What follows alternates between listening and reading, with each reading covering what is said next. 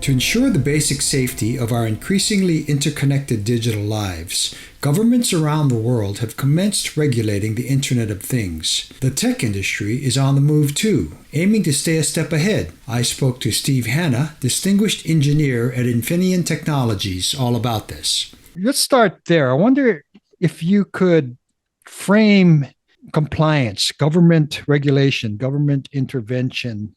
Let's just take the past 5 years, or start in 2018, and maybe in the UK. That seems to where they got sort of the ball rolling, maybe? That's right, Byron. So if we look out from 2018, I think we all knew in 2018 that IoT was going to be big. For Infineon, it's one of our top priorities, digitalization, as we call it, everything getting smart. And yet we also knew at the same time that the bad guys are getting in there and trying to attack these IoT systems.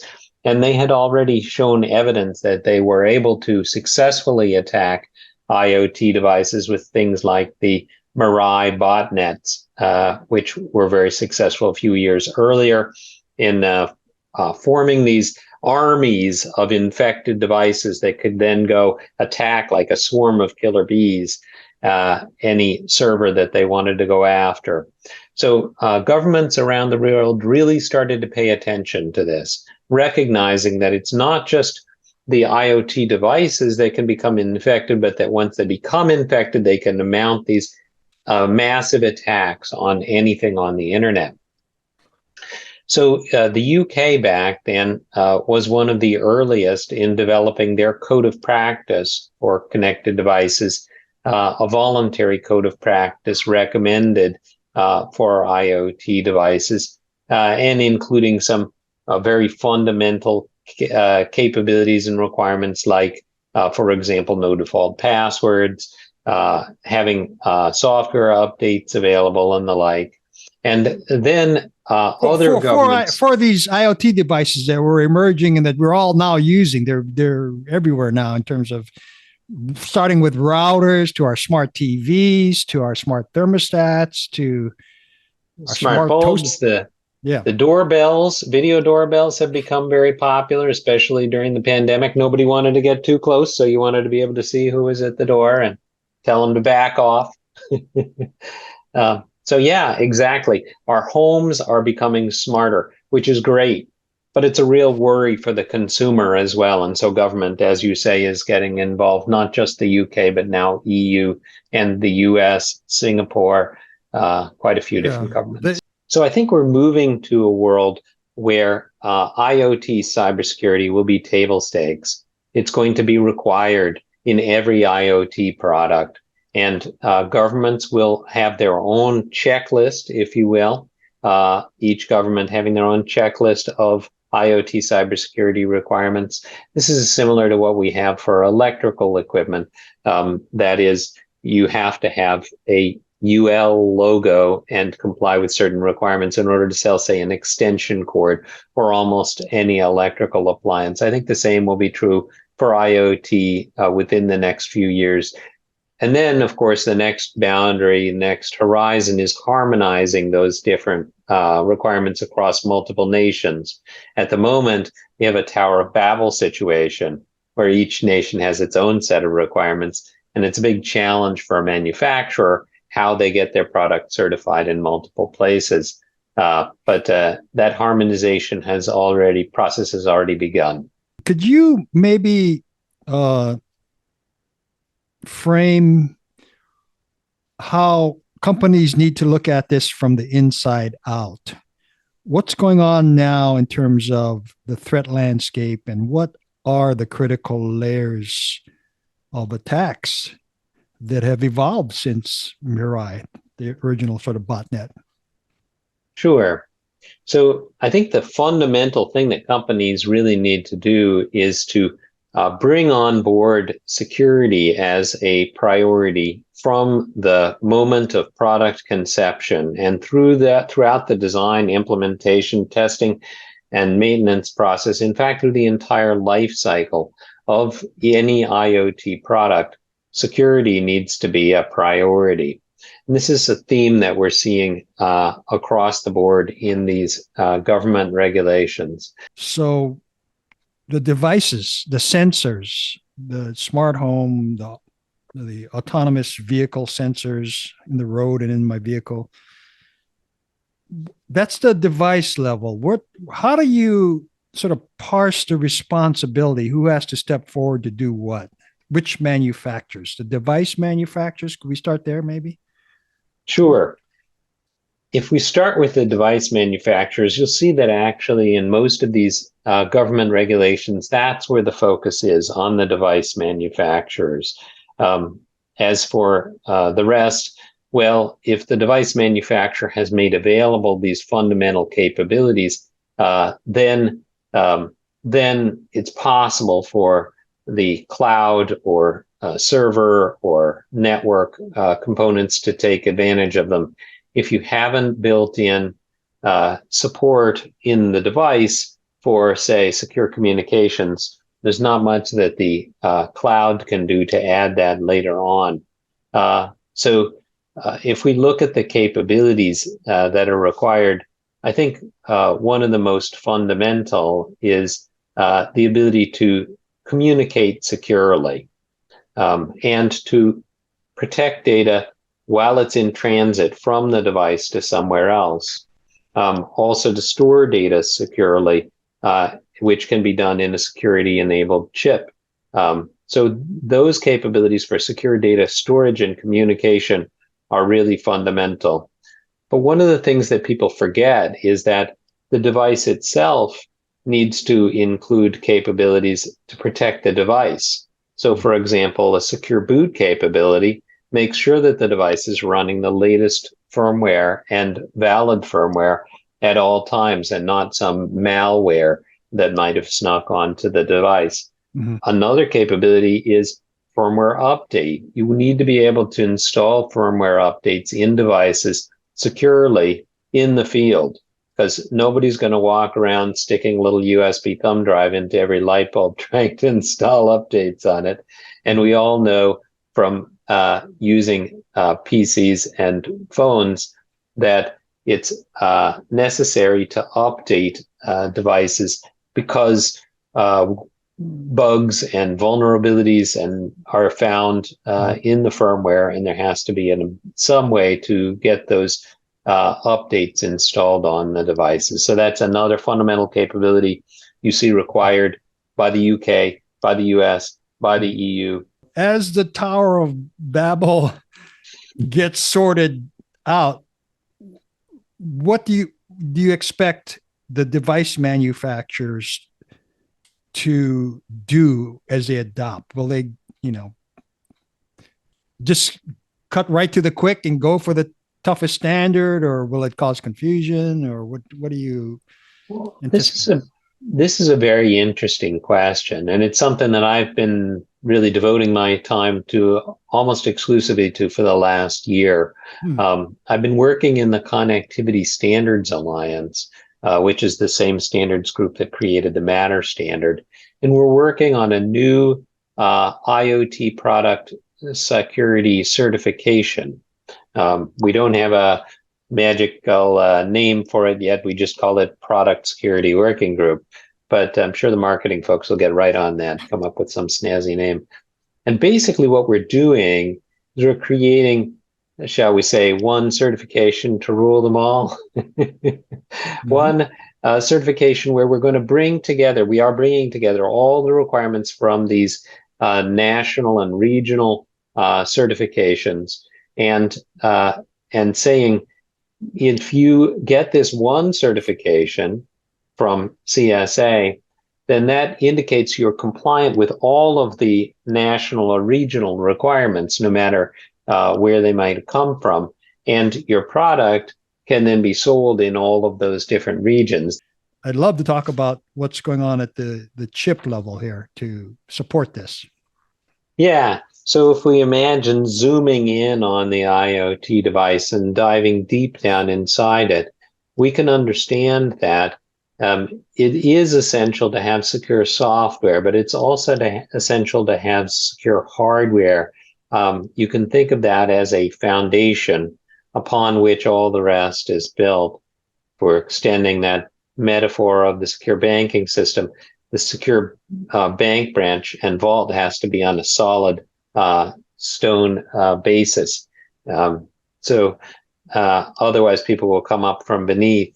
So this is true. If you're trying to build a secure IoT device, you need to have the necessary hardware tools to do it.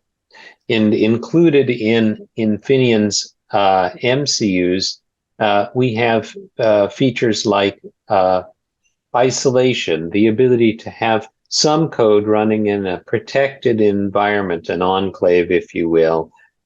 We have capabilities like device identity, the ability to have each device have on it a unique identity installed at the factory, and then able to be verified in the field to make sure that this is an authentic device.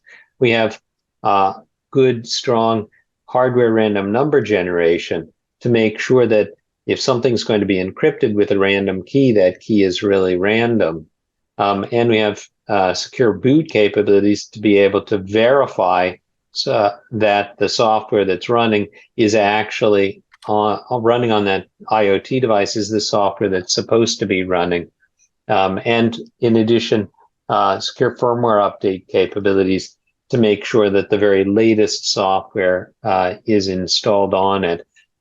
These capabilities, when implemented in hardware, cannot be subverted by software attacks. At least that's the design intent, that even if you were able to compromise the operating system or the application code on the device, the IoT device, you won't be able to subvert the hardware capability, and then that infection can be detected and it can be cleansed. You can restore the device to a proper version of the firmware. That's what we call resiliency. So it's the notion of a key, digital certificate and the associated key being issued in software versus hardware. Explain that a little bit more to me, if you could. Sure. So let's go back to that passport metaphor. If the passport is easy to forge, then it's easy for me to impersonate you. Right. Same thing would be true for a driver's license. So we want to make sure that the passport is not easy to forge. And in the case of an IoT device, we want to make sure that the identity in the form of a digital certificate and a corresponding private key is not easy to forge either. Now, the certificate is not private. That's something that you give out all over the place, sort of like showing people your e-passport. You show them the passport, and that doesn't allow them to impersonate you because there's something extra on that passport. In the case of a passport, it would be a photo of me and maybe additional information about my height and eye color and things like that. In the case of an IoT device, well, we can't go by a photo. We can't use a photo. We can't use eye color. That doesn't make sense.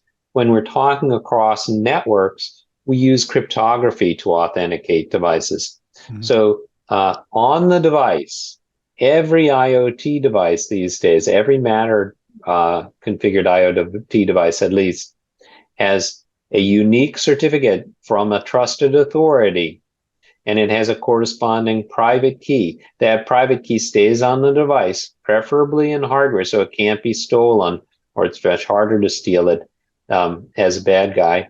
And then that private key is used to prove that, to sign things to prove that this is the actual IoT device identified by the passport. So you said preferably in hardware. So what's the practice now? Is it's just I look at the device and it's a software key and it's not necessarily in the hardware, embedded in the hardware?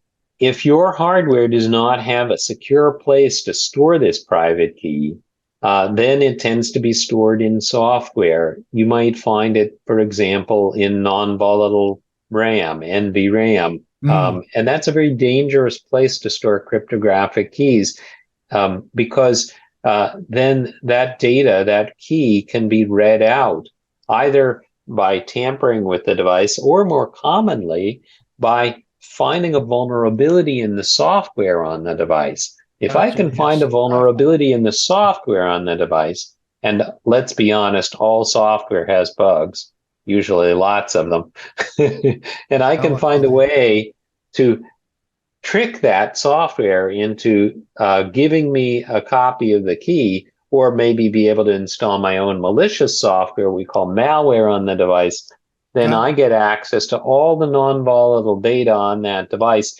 including the private key. And now that I can impersonate that device by extracting the private key and the certificate. So if, on contrast, the private key is stored somewhere secure, like in hardware, where even the operating system, even the application software, and even the drivers on that device are not able to access that private key, then it will not be possible for the attacker, no matter how deeply they infect it, to get a copy of that private key, to clone that device, and then to impersonate that device elsewhere. It sounds like the industry, the technology industry, is, on one level, a lot of work's being done to cooperate and to comply with the regulations. At the same time, all this technical development, debate, and ultimately, presumably, the best result will come out of this process. We don't tend to have a lot of disagreement about what needs to be done. And say, for example, having a unique identity per device, that is widely agreed upon. But we do have a lot of, I could say, disagreement on how to inject that identity. And that's good. That is innovation. That's competition. That's different companies coming up with different ways to install the identity. When by the time it gets into a box and onto a retailer's shelf, that injection has already taken place. And so long as it was done securely, it doesn't matter whether it was installed, where it was installed and how it was installed, as long as it was done securely and it's not subject to those software vulnerabilities stealing a copy of it. So I think one of the things we're seeing is, in a way, a golden age of IoT security, with lots and lots of innovation from different companies taking place all around the same fundamental requirements for authentication, for encryption, for secure software and firmware update. And if you ask me, that's the best kind of competition, is when we have a high bar that everybody is being asked to clear or required to clear, and then it drives every company to innovate in how they're going to do so in a cost-effective manner. As all this hotly competitive innovation unfolds, what should consumers consider? What's their burden? Not just consumers, the small business owner, the mid-market enterprise company decision maker, the board member of a large enterprise. I think my best piece of advice for them would be to look for these new IoT security labels that are coming out on IoT products. I expect we'll see a lot of consumer education coming out in the next few years from different governments saying, look for this label, look for that label with respect to IoT security. And we can't expect the consumer to be an expert on IoT cybersecurity, to know the nuances of encryption and how the certificates are injected and the private keys and how they're stored. No, that's just not realistic. What we can ask them to do is to look for these security labels coming soon to IoT products. And that would be my recommendation for the person on the street or in their small business. I do hope that eventually we'll come to a situation as it is today with extension cords, where you just can't buy an unsafe extension cord in a hardware store or any store. They only sell the ones with the proper safety inspections. I hope the same will be true in 5 or 10 years for IoT products, that all of them are adequately secure, that they all have that label. I suppose we'll know when we get there, when the autonomous vehicles are running up and down the interstate, and we have the next generation of sort of medical breakthroughs, and that's right. Climate change seems solvable. And I think IoT can contribute to all of those things. As we age in place, we all want to have the ability to stay safe at home, and IoT can help to do that by monitoring and detecting if you've fallen, and you don't have to press the button. Somebody will come and help you regardless, or handling the driving for us, so we can catch an additional nap or check on our text messages without putting the rest of the world at risk. But in order to do that and to make it happen safely and securely, we need these standards for IoT cybersecurity. And in order to make sure that there aren't bad actors who are undercutting the system by cutting corners, we need to have it as a requirement of sale. So I'm honestly encouraged to see government and industry working together to solve this problem of IoT cybersecurity. That way we can realize the potential of the Internet of Things. Well, that's well said. Thank you so much, Steve, for your time today. Thank you. It's always a pleasure, Byron.